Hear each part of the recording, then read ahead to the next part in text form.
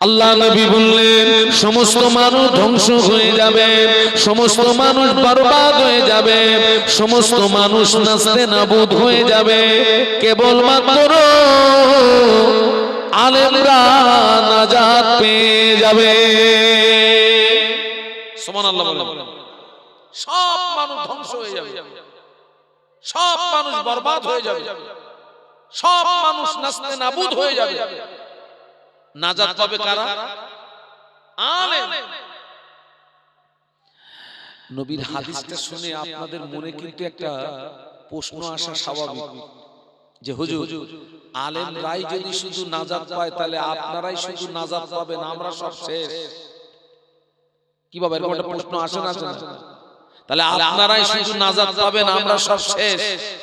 ঘাবড়ানোর কোনো কারণ নেই। ছেলেরা আমার দিকে তাকাও, ঘাবড়ানোর কোনো কারণ নেই। আজকের এই খিদিরপুরের মাহফিল আমাদের বাঁচার ডাক দিয়েছে। আপনারাও বাঁচতে এসেছেন, আমিও বাঁচতে এসেছি, আপনাদেরকে বাঁচানো হবে। বলুন ইনশাআল্লাহ, বলুন ইনশাআল্লাহ। আপনাদেরকে বাঁচানো হবে,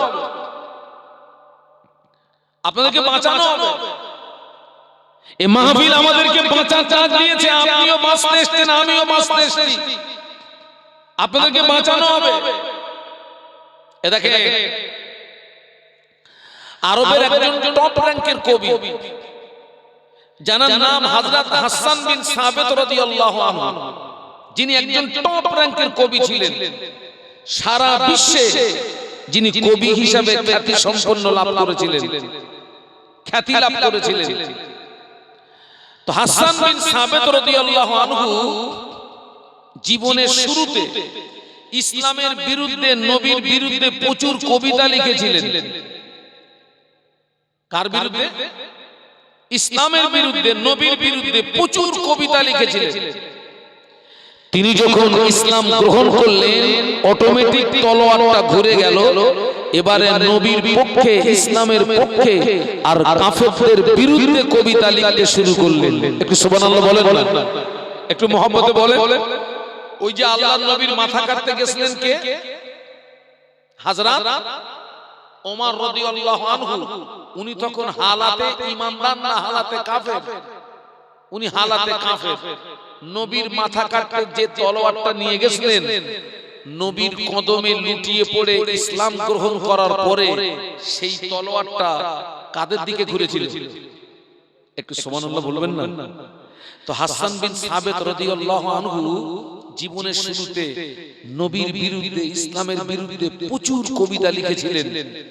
তিনি যখন ইসলাম গ্রহণ করলেন এবারে তলোয়ারটা ঘুরে গেল নবীর পক্ষে, ইসলামের পক্ষে। আর কাফেরদের বিরুদ্ধে যখন কবিতা লিখছিলেন, ওনার কবিতার তলোয়ারে কাফেরদেরকে মেরে তুরোধনা করছিলেন, কাফেরদেরকে মেরে লোপাট করে দিচ্ছিলেন। এ দেখুন বাবা, আসলি তলোয়ারটা ডেঞ্জার না কবিতার তলোয়ার ডেঞ্জার? বলুন, কথা বলুন। কবিতার তলোয়ার ডেঞ্জার। আসলি তলোয়ার দিয়ে 10 জন 20 জনকে মারতে পারবেন, তার বেশি মারতে পারবেন না। আপনি নিজেই দুর্বল হয়ে যাবেন, আপনি নিজেই ক্লান্ত হয়ে যাবেন। আর কবিতার তলোয়ারে তো মারাত্মক। কবিতার তলোয়ারে একটা জাতকে মেরে দেওয়া যেতে পারে, কবিতার তলোয়ারে একটা কওমকে মেরে দেওয়া যেতে পারে। হাসান বিন সাবিত রাদিয়াল্লাহু আনহু উনি যখন কাফেরদের বিরুদ্ধে, উনি যখন আপনার তলোয়ার চালাচ্ছিলেন, কবিতার তলোয়ার, কাফেরদেরকে মেরে তুলোধনা করে দিচ্ছিলেন, কওম তুলে গোত্র তুলে তলোয়ার চালাচ্ছিলেন। আল্লাহ নবী হাসানকে ডেকে বললেন, হাসান তুমি যেভাবে তলোয়ার চালাচ্ছ, তোমার তলোয়ার তো আমারও গায়ে লাগবে। তুমি কওম তুলে কথা বলছো, গোত্র তুলে কথা বলছো, তোমার তলোয়ার তো আমারও গায়ে লাগবে। হাসান বিন সাবিত বলছে, হুজুর আপনি ঘাবড়াবেন না, এই দেখুন আমি আপনাকে বাঁচাচ্ছি। একটু সুবহানাল্লাহ বলুন, একটু মহব্বত বলুন, আমি আপনাকে বাঁচাচ্ছি।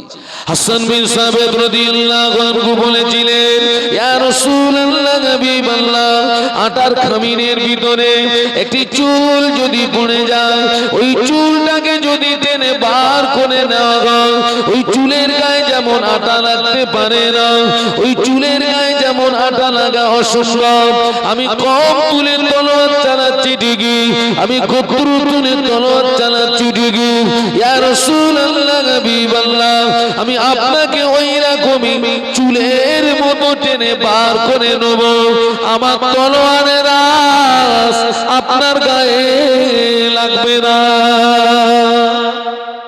একটু মহব্বতে বলা যাবে না আল্লাহ নবী বললেন সমস্ত মানুষ ধ্বংস হয়ে যাবে সমস্ত মানুষ নাস্তেনাবুদ হয়ে যাবে আলেমরা নাজাত পেয়ে যাবে এই আলেমের বাংলা মানে হচ্ছে জ্ঞানী সবাই মিলে বলুন আলেমের বাংলা মানে জ্ঞানী বা জাননেওয়ালা আচ্ছা বাবা 5 ওয়াক্ত নামাজ পড়তে হবে রমজান শরীফে রোজা রাখতে হবে টাকা থাকলে হজ করতে হবে টাকা থাকলে যাকাত দিতে হবে পরের মাল আত্মসাৎ করা যাবে না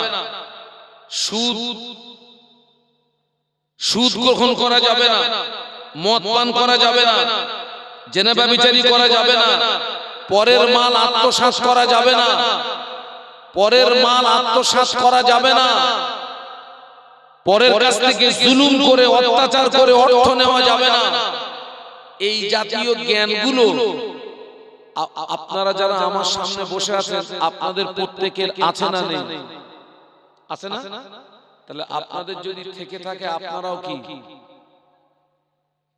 আপনারাও সব বড় বড় জ্ঞানী আপনারাও সব বড় বড় জাননেওয়ালা আপনারাও আলেম আর রাসূল বলেছেন সব মানুষ ধ্বংস হয়ে যাবে আলেম নাজাত পেয়ে যাবে নবীর হাদিস অনুযায়ী আপনারাও আলেম আপনারাও নাজাত পেয়ে গেলেন একটু সুবহানাল্লাহ বলুন হ্যাঁ সেই জন্য মাহফিল দিতে হয় মাহফিলে আসতে হয় মাহফিলে বসতে হয় ওয়াজ নসিহত শুনতে হয় আপনারা সব বড় বড় আলেম আপনারা সব বড় বড় জ্ঞানী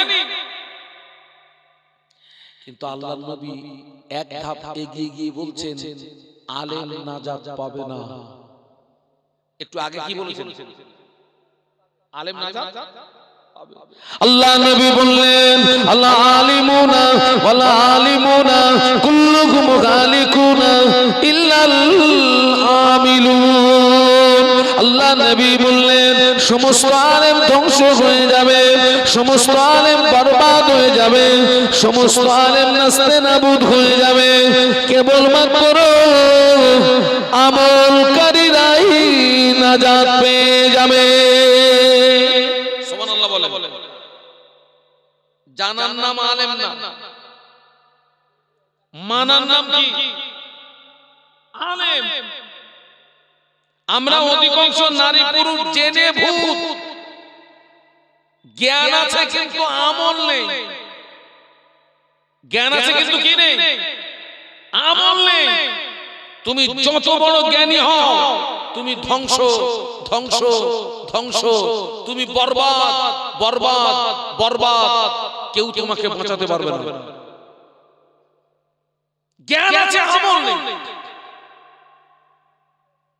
এত মাহফিল হচ্ছে সবাই মিলে বলুন তো 5 ওয়াক্ত নামাজ কার হুকুম আল্লাহর হুকুম সব নারী আর যত নারী আর যত পুরুষ আছে এই জ্ঞানটা সব নারী আর সব পুরুষের আছে না নেই আছে কিন্তু সব নারী আর সব পুরুষের ভিতরে এই জ্ঞানের উপরে আমল আছে বলুন বলুন আজকে যে মাহফিল হচ্ছে এই যে আপনারা এখানে বসে ওয়াজ শুনছেন এটা হচ্ছে নফল ইবাদত কি ইবাদত নফল আর মাগরিবের নামাজে ঈশার নামাজটা কি ছিল ফরজ ছিল মাগরিবের নামাজ ঈশার নামাজ ফরজ ছিল এমন শ্রোতা আছে মাগরিব পড়লো না ঈশা পড়লো না মাহফিলে একদম শুরু থেকে শেষ পর্যন্ত সময় দিল এখান থেকে তাবাররুক খেয়ে বাড়ি চলে গেল হেইমারি বলে শুয়ে পড়লো 10টার সময় ওরে বাবারে বলে উঠলো ফজরের নামাজ পড়লো না ও যে সারা রাত জেগে ওয়াজ শুনলো লাভ হলো না লস হলো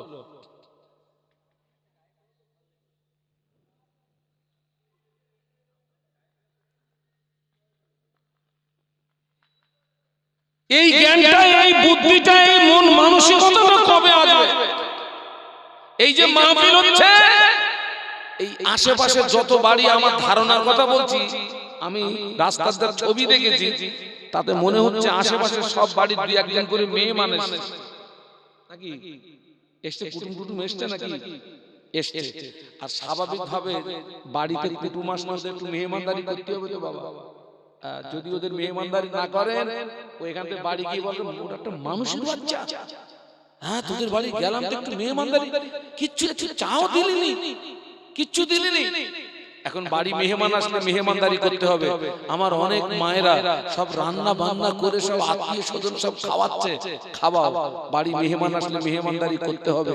খবর নিয়ে দেখেন অধিকাংশ বাড়ির মেয়েরা এশার নামাজ পড়েনি, মাগরিবের নামাজ পড়েনি। মাগরিবের নামাজ না পড়ে, এশার নামাজ না পড়ে তুমি যে আত্মীয় স্বজনের মেহমানদারি করলে, ওদের যে আদর যত্ন করে গলা পর্যন্ত খাওয়ালে, কিয়ামতের ময়দানে তোমার যদি একটা নেকি শর্ট পড়ে, ওই আত্মীয় স্বজন একটা নেকি দেবে বলে মনে হয়? আমি একবার বলবো না মেহমানদারি করবেন না, মেহমানদারি করুন, তবে আপনার আখিরাতটাকে নষ্ট করে নয়। ঠিক বলছি না ভুল বলছি? মেহমানদারি করুন, আত্মীয়তা করুন, কুটুম্বিতে করুন, আপনার আখিরাতটা নষ্ট করে নয়। খবর নিয়ে দেখেন অধিকাংশ বাড়ির মহিলারা নামাজ পড়েনি। কে তোমাকে বাঁচাবে? কোন হুজুর বাঁচাবে? আল্লাহ পাক হেদায়েত দান করুন, আমিন। জ্ঞান আছে কি নেই, আমল নেই, ধ্বংস, ধ্বংস, বরবাদ, কেউ বাঁচাতে পারবে না। মদিনার মসজিদে নববী শরীফে আযান হয়ে গেল। মদিনার মসজিদে নববী শরীফে মুয়াজ্জিন হাফসি বেলাল, মদিনার মসজিদে নববী শরীফে হাফসি বেলাল যখন আযান দিতেন, হাফসি বেলালের আযানের আওয়াজ আল্লাহ পাকের আরশ মুআল্লাতে পৌঁছে যেত। সুবহানাল্লাহ বলবেন। মদিনার মসজিদে নববী শরীফে আযান হয়ে গেছে, সাহাবীরা সব মসজিদে চলে এসেছেন। একজন ব্যক্তি আসেন, তিনি হচ্ছেন মুহাম্মাদুর কি মুহাম্মাদুর রাসূলুল্লাহ সাল্লাল্লাহু আলাইহি ওয়াসাল্লাম। তিনি মসজিদে আসেন। কেন আসেন? তিনি প্রচন্ড অসুস্থ, উঠে দাঁড়ানোর মতো ক্ষমতা নেই। সাহাবীরা মসজিদে এসেছেন কিন্তু নামাজ শুরু করতে পারছেন না, কারণ নবীর অবর্তমানে ওই ইমামতির জায়গায় দাঁড়াবে কে? নবীর অনুমতি ছাড়া কোন সাহাবী ইমামতির জায়গায় দাঁড়াতে পারবে বাবা? কার ক্ষমতা আছে? কার সাহস আছে? এ কি আমরা যে মাহফিলে মাগরিবের নামাজ হবে, বড় একটা আলেমকে বলা হচ্ছে হুজুর আপনি একটু নামাজটা পড়িয়ে দেন, ইমামতি করে দেন। বড় আলেমরা ইমামতির জায়গায় যেতে চায় না, ভয়ে। আমার নামাজ ঠিক হচ্ছে কি না হচ্ছে, আমার পিছনে যারা দাঁড়াবে ওদের দায়িত্ব কার? একটু কথা বলেন না বাবা, ইমামের তো। ওই জন্য বড় আলেমরা যেতে চায় না, কিন্তু বড় আলেম যেতে যাচ্ছে না, আর ছোট হুজুর পিছনে লাফাচ্ছে ইমামতি করতে। হ্যাঁ লাফাচ্ছে কোনটা? ছোট হুজুর লাফাচ্ছে ইমামতি করতে। সাহাবীরা 10 মিনিট 20 মিনিট 8 ঘন্টা ইন্তেজার করলেন রাসূলুল্লাহর জন্য। আল্লাহর নবী আসলেন না, আর সাহাবীরা এসেছেন কিন্তু নামাজ শুরু করতে পারলেন না। হাফসি বেলাল রাদিয়াল্লাহু আনহু আল্লাহ নবীর হুজরা শরীফে ভিতরে চলে গেলেন। আল্লাহ নবীর হুজরা শরীফের ভিতরে চলে গিয়ে আল্লাহ নবীকে সালাম দিয়ে বলেছিলেন, ইয়া রাসূলুল্লাহ হাবিবাল্লাহ, মানুষেরা নামাজের জন্য ইন্তজার করছে, মানুষেরা নামাজের জন্য অপেক্ষা করছে। আল্লাহ নবী জবাব দিয়েছিলেন, ও বাবা বেলাল চলে যাও, মুর আবা বকরিন ফালিউসাল্লি বিন নাস, আমার আবু বকরকে গিয়ে বলো, আমার আবু বকর যেন মানুষের নামাজটাকে পড়িয়ে দেয়। বাবা আমি যেতে পারবো না, বাবা আমি খুব অসুস্থ, বাবা বেলাল আমি যেতে পারবো না। কাকে গিয়ে বলো? সবাই মিলে বলো, আবু বকর সিদ্দিক রাদিয়াল্লাহু আনহু কি বলো না, নামাজটা পড়িয়ে দিতে বলো না। আল্লাহ রাসূল যেই কথাটা বললেন, কথাটা শুনতে পেয়েছেন আম্মা আয়েশা সিদ্দিকা রাদিয়াল্লাহু আনহা, যিনি রাসূলুল্লাহর ছোট স্ত্রী, আমাদের ছোট আম্মা, আর আবু বকর সিদ্দিক রাদিয়াল্লাহু আনহুর মেয়ে। আমাদের আম্মা জান আয়েশা সিদ্দিকা রাদিয়াল্লাহু তাআলা আনহা আল্লাহ নবীর নূরের বদনের দিকে চেয়ে বলেছিলেন, ইয়া রাসূলুল্লাহ হাবিবাল্লাহ, হুজুর আমার আব্বা জানকে ইমামতির জায়গায় দাঁড় করাবেন না। আমার আব্বা জানের মনটা বড় নরম, আমার আব্বা জানের অন্তরটা বড় নরম। আমার আব্বাকে ইমামতির জায়গায় দাঁড় করিয়ে দিলে আমার আব্বা জান আপনাকে না পেয়ে কেঁদে ফেলবে, আমার আব্বা জান আপনাকে না পেয়ে রোনাজারি করবে। হুজুর এই দায়িত্বটা আপনার অন্য কোন সাহসী সাহাবীকে বলুন। আল্লাহ নবী আবার বললেন, ও বাবা বেলাল চলে যাও, আমার আবু বকরকে গিয়ে বলো আমার আবু বকর যেন মানুষের নামাজটাকে পড়িয়ে দেয়। আল্লাহ নবীর অনুমতিতে আবু বকর সিদ্দিক রাদিয়াল্লাহু আনহুর ইমামতিতে মদিনার মসজিদে নববী শরীফে নামাজ শুরু হয়ে গেল। মদিনার মসজিদে নববী শরীফে আবু বকর সিদ্দিক রাদিয়াল্লাহু আনহুর ইমামতিতে যখন নামাজ শুরু হয়ে গেল, আল্লাহ নবী ঘরের ভিতরে থাকতে পারেন না। আল্লাহ নবী অস্থির হয়ে পড়েছেন, আল্লাহ নবী ব্যাকুল হয়ে পড়েছেন। আল্লাহ নবী দুইজন সাহাবীকে ডাকলেন, ও বাবা আলী, ও বাবা আব্বাস রাদিয়াল্লাহু তাআলা আনহুমা, আমার হুজরাতে আসো। দুইজন সাহাবী আল্লাহ নবীর হুজরা শরীফের ভিতরে গেলেন।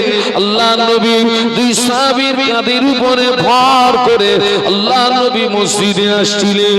আল্লাহ নবী দুই সাহাবীর কাঁধের উপরে ভর করে আল্লাহ নবী মসজিদে আসছিলেন। আল্লাহ নবী এত দুর্বল, সাহাবীদের কাঁধের উপরে ভর করার পরেও আল্লাহ নবীর কাদা মোবারক দুটি জমিনে ঘেঁষে নিয়ে যাচ্ছিল। আল্লাহ নবীর কাদা মোবারক দুটি জমিনে নিগড়িয়ে যাচ্ছিল। ওই অবস্থায় রাসূলুল্লাহ মসজিদে আসলেন। ও আমার ভাইরা, সাহাবীরা নামাজের ভিতর থেকে আল্লাহ নবীকে দেখতে পেয়ে কোন সাহাবী সুবহানাল্লাহ পড়লেন, কোন সাহাবী আলহামদুলিল্লাহ পড়লেন, কোন সাহাবী আল্লাহু আকবার পড়লেন। বাবাজি আবু বকর সিদ্দিক রাদিয়াল্লাহু আনহু ইমামতির জায়গা থেকে বুঝতে পেরেছেন আল্লাহ নবী মসজিদে চলে এসেছেন। ও আমার ভাইরা, সাহাবীরা নবীকে আগিয়ে দিলেন। আবু বকর সিদ্দিক রাদিয়াল্লাহু আনহু ইমামতির জায়গা থেকে পিছিয়ে আসলেন।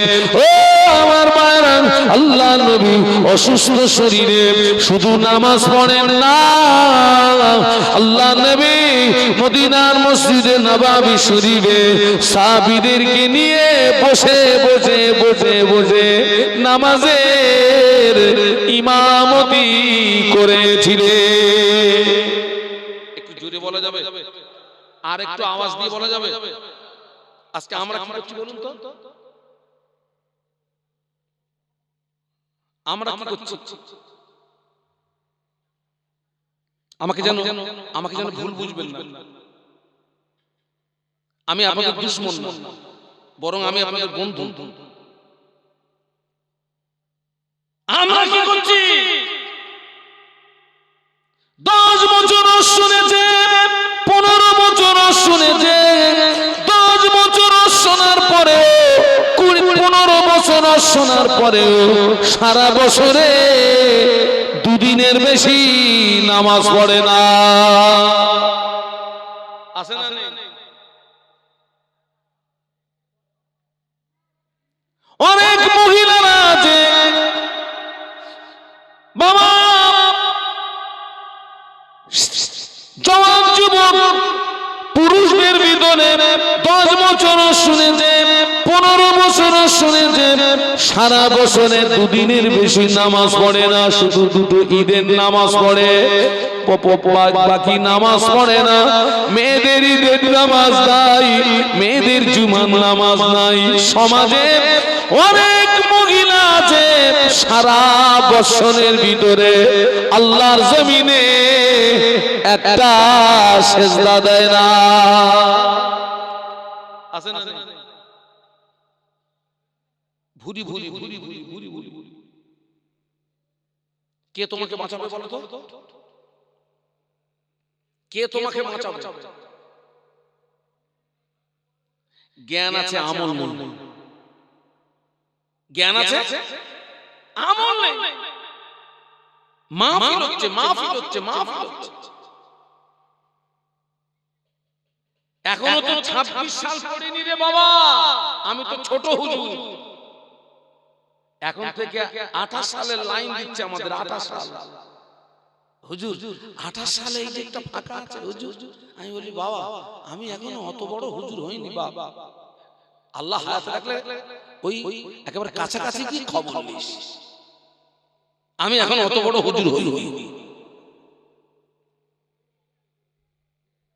খবর নিয়ে দেখেন অধিকাংশ জলসা কমিটির ছেলেরা নামাজ পড়ে না। এই বাস্তব বলছি, নামাজ তো বলছি। ওরা মনে করছে বছরে কায়দা করে একটা মাহফিল দিচ্ছি, জান্নাত নিয়ে উঠতে পারবে। ও কি তোর মামুর বাড়ি না তোর শ্বশুর বাড়ি? তোর মামুর বাড়ি না শ্বশুর বাড়ি? ভুল হচ্ছে, ভুল হচ্ছে, ভুল হচ্ছে, আমাদের ভুল হচ্ছে, আমাদের ভুল হচ্ছে, আমাদের ভুল হচ্ছে। আল্লাহ পাক আমাদেরকে হেদায়েত দেন, বলুন আল্লাহুম্মা আমিন, বলুন আল্লাহুম্মা আমিন। আপনাদের কথা কি বলবো, অনেক অনেক বক্তা, অনেক বক্তা নামাজ পড়েন, বক্তা নামাজ পড়েন। আমার সবচেয়ে ভালো রিপোর্ট দিতে পারবে কে বলুন তো? এক হচ্ছে আমার স্ত্রী, ও আমার একেবারে ভিতরের রিপোর্ট দিতে পারবে, মাল মানুষের বাচ্চা না অমানুষের বাচ্চা।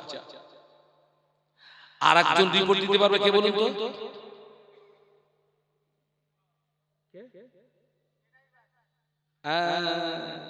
ঠিক বলেছে, ড্রাইভার। আমাদের, আমি আমার কথা বলি, আমার স্ত্রীর সঙ্গে যতটা টাইম পাস না হয় তার 3 গুণ বেশি টাইম পাস হয় আমার ড্রাইভারের সঙ্গে। ও কিন্তু আমার চেনে বলে মাল কি আছে।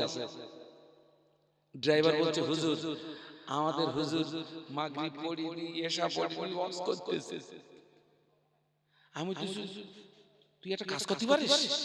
হুজুর যখন ওয়াজ করে এক জলসা থেকে আরেক জলসা যাবে, ওই গাড়ি নিয়ে পুরো গাছে গাছে মেরি ভালো।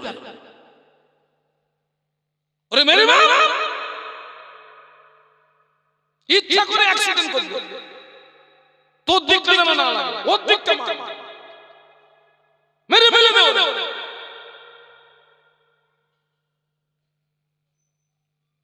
লজ্জা, লজ্জা, লজ্জা, লজ্জা, লজ্জা, লজ্জা।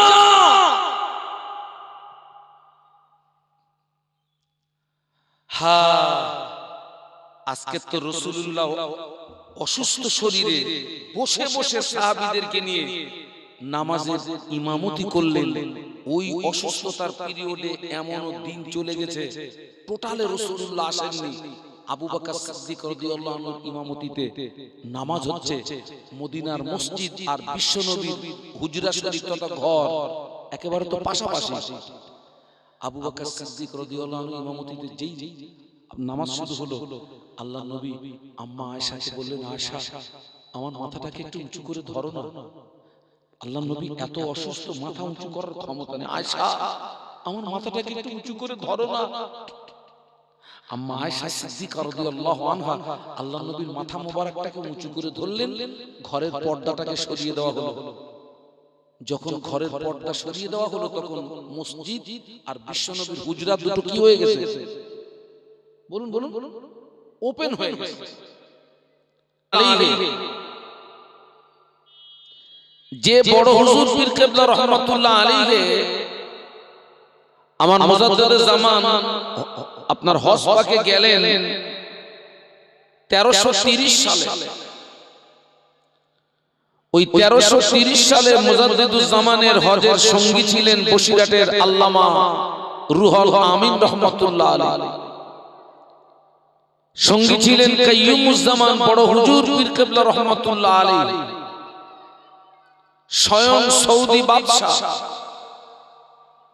ওনাদেরকে একটি রাত আল্লাহ রাসূলের মাজার মুকাদ্দাসের গ্রাউন্ডের ভিতরে একটি রাত থাকার সুযোগ করে দিয়েছিলেন। একটু আস্তে করে সুবহানাল্লাহ বলা যাবে? একটু মহব্বতে বলা যাবে? তো কাইয়ুমুজ্জামান বড় হুজুর পীর কেবলা রাহমাতুল্লাহ আলাইহি কোন একদিন ভক্ত মুরিদদেরকে সামনে নিয়ে খুব আক্ষেপের সঙ্গে একটি কথা বলেছিলেন। ভক্ত মুরিদদেরকে সামনে নিয়ে খুব আক্ষেপের সঙ্গে একটি কথা বলেছিলেন, বাবা আমি মনে করছি ওয়াজ করা বন্ধ করে দেবো, ওয়াজ আমি আর করব না। হুজুরের মহব্বতের মানুষ তানারা বললেন, হুজুর আপনি এরকম কথা বলছেন কেন? আপনার মতো ব্যক্তি যদি ওয়াজের ময়দান থেকে দূরে সরে আসেন তো মানুষ তো আরো গোমরাহির মধ্যে পড়ে যাবে, মানুষ তো আরো পথভ্রষ্ট হয়ে যাবে। আপনি এরকম কথা বলছেন কেন? কাইয়ুমুজ্জামান বড় হুজুর পীর কেবলা রাহমাতুল্লাহ আলাইহি বলেছিলেন, বাবা আমি তিনটে কারণে মনে করছি ওয়াজ করা বন্ধ করে দেব। আমার দিকে তাকান, আমার দিকে তাকান, আমার দিকে তাকান। কটা কারণ? সবাই মিলে বলুন। তিনি বলেছিলেন, বাবা আমি মনে করছি তিনটে কারণে আমি ওয়াজ করা বন্ধ করে দেব। আমি আপনাদেরকে কার কথা শোনাচ্ছি? কাইয়ুমুজ্জামান বড় হুজুর পীর কেবলা রাহমাতুল্লাহ আলাইহির কথা শোনাচ্ছি। ওই তিনটে কারণের ভিতরে এক নাম্বার কারণ বলেছিলেন, যারা বক্তা এদের অধিকাংশ নিয়ত খারাপ। আগে আমাদেরকে ধরেছেন। দুই নাম্বার বলেছিলেন, যারা শ্রোতা ওদের অধিকাংশ নিয়ত খারাপ। আর তিন নাম্বার বলেছিলেন, যারা জলসা দাতা ওদের অধিকাংশ নিয়ত খারাপ। কটা হলো? সবাই মিলে বলুন কি কি?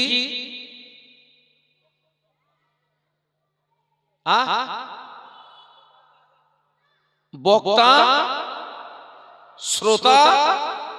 আচ্ছা সব বক্তা না, সব শ্রোতা না, সব জলসা দাতা। উনি একটা শব্দ ব্যবহার করেছিলেন, অধিকাংশ। যখন অধিকাংশ শব্দ ব্যবহার করেছেন মানে ভালো আছে না নেই? আছে।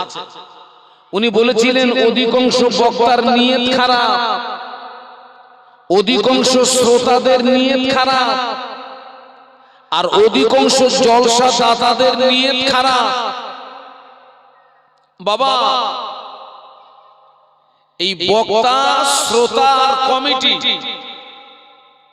তিন শ্রেণীর মানুষের নিয়ত যখন এক হবে, এক মানে তিন শ্রেণীর মানুষের নিয়ত যখন আল্লাহর সন্তুষ্টির উদ্দেশ্য হবে, ওই মাহফিলে আল্লাহর পক্ষ থেকে রহমত এবং বরকত নাজিল হবে। একটু বলুন সুবহানাল্লাহ। আর যদি নিয়ত বিগড়িয়ে যায়, ওই মাহফিলে আল্লাহর পক্ষ থেকে রহমত আসবে না, ওই ওয়াজ নসিহত মানুষের হৃদয়ে রেখাপাত করবে না। বাবা খুব ভালো করে লক্ষ্য করে দেখুন,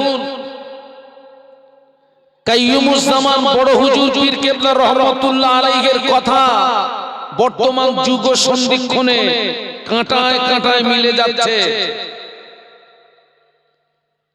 আমি অন ক্যামেরা কথা বলছি। আমি এমনও মাহফিল করেছি, হারকেন জানানো মাহফিল, হারকেন হারকেন।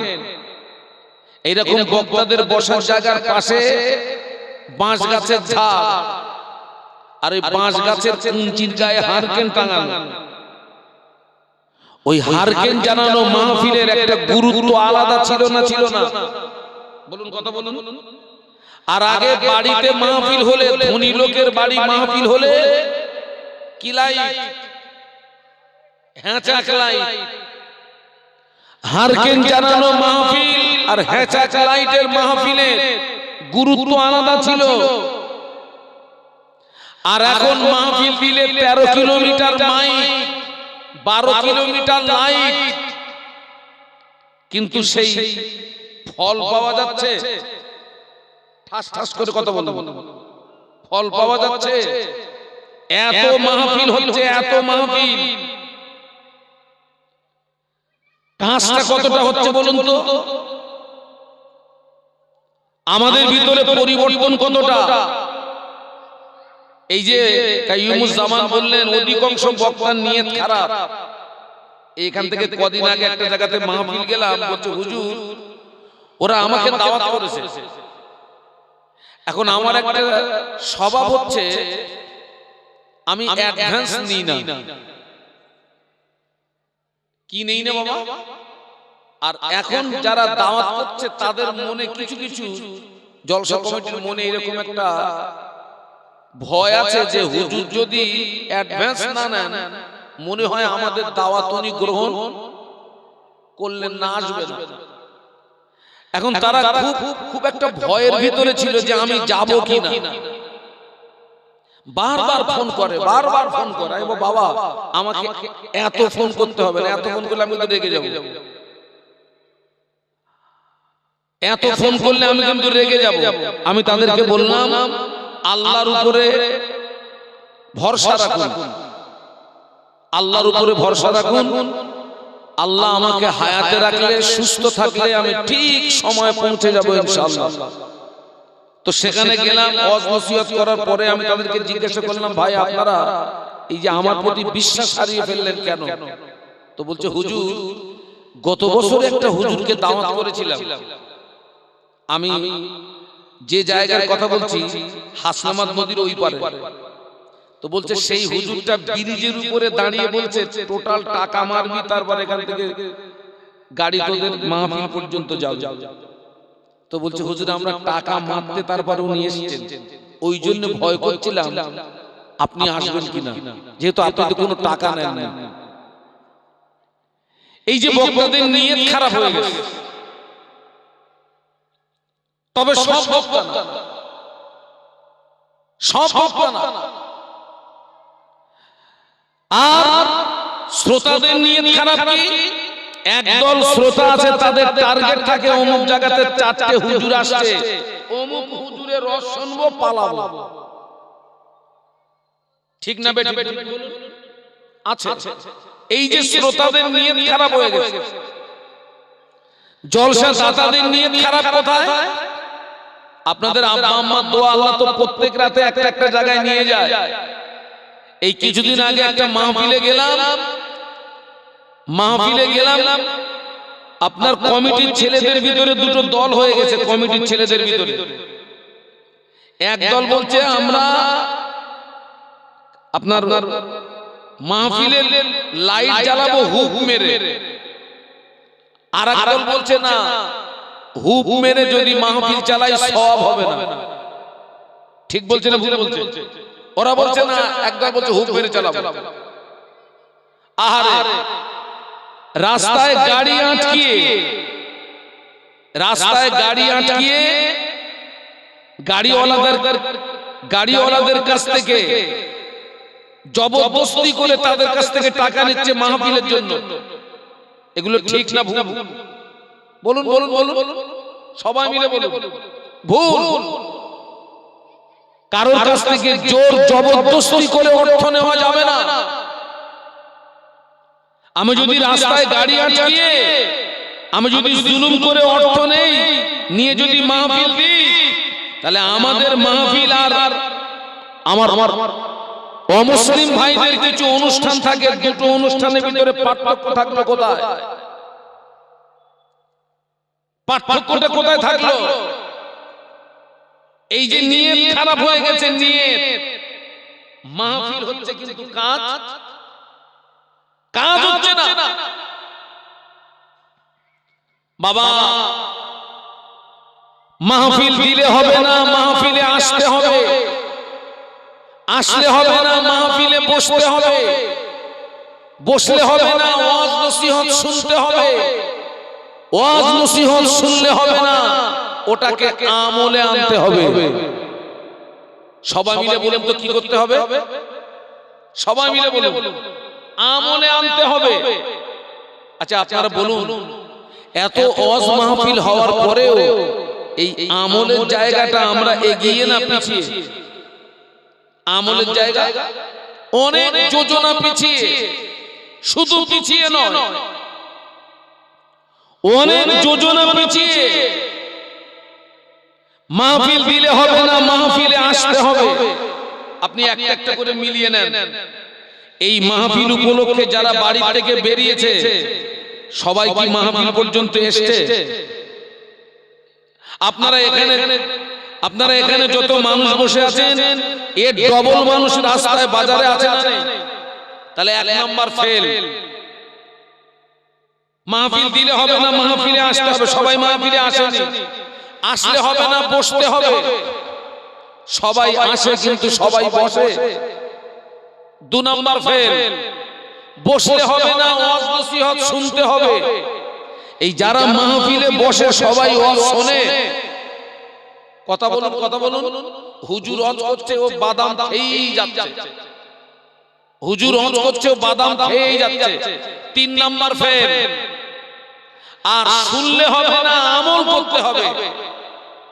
বাবা যারা ওয়াজ শোনে সবাই আমল করে না। এই আমলের জায়গায় আমাদের কাজ হবে। আমলের বাংলা মানে হচ্ছে বাস্তব জীবনের রূপ দেওয়া। আমলের বাংলা মানে কি? বাস্তব জীবনের রূপ দেওয়া।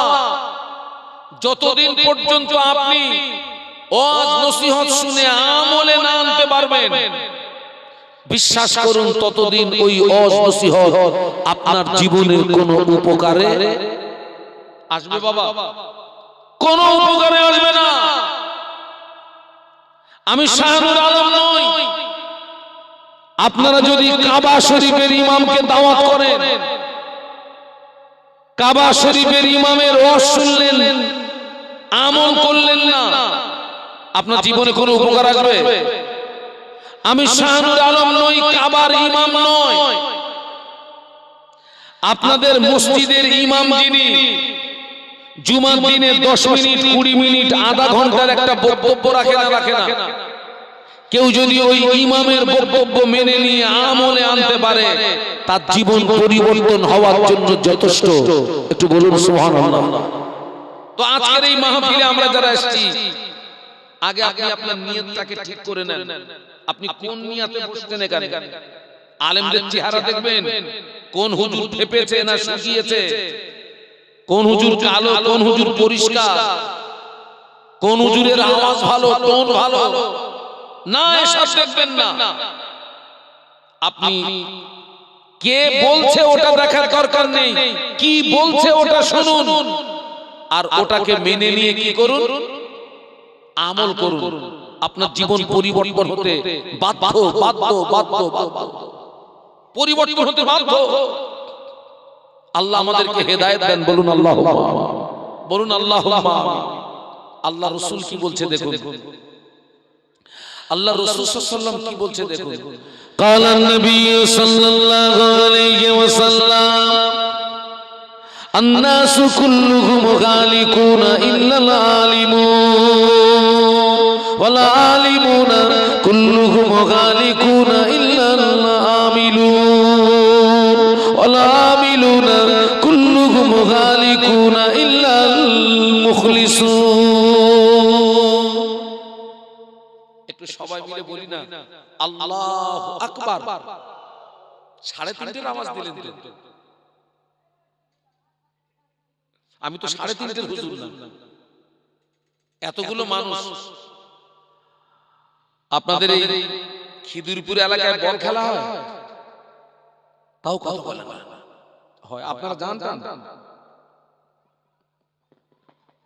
সবাই যায় না। এক পার্টি যখন আরেক পার্টির গোল দেয়, কাউকে কি বলে দিতে হয় জোরে বলুন গোল? ওরে সর্বনাশ, আওয়াজ জবান খুলে বলি আল্লাহু আকবার, আরেকটু আওয়াজ তুলুন, বলুন আল্লাহু আকবার।